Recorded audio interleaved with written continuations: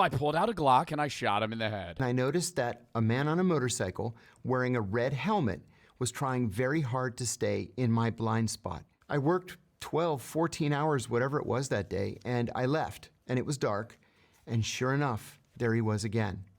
There's a definition of surveillance. It's multiple sightings at time and distance. So I've seen him multiple times at different times of the day and at different places.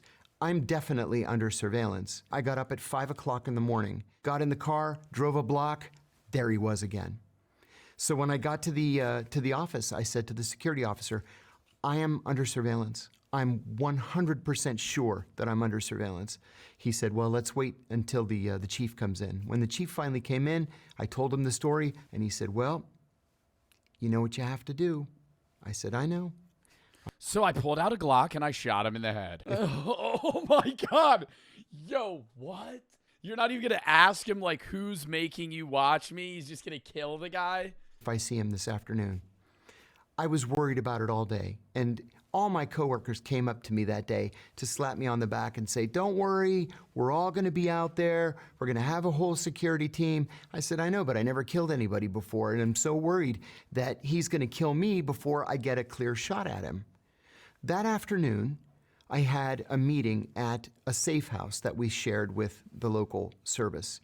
And on my way out at the end of the meeting, and I don't know why I did this, but I turned around and I said, General, are you following me? And he said, no, why? And I said, because I'm under surveillance, and if I see this guy again, I'm going to kill him. And I never saw him again.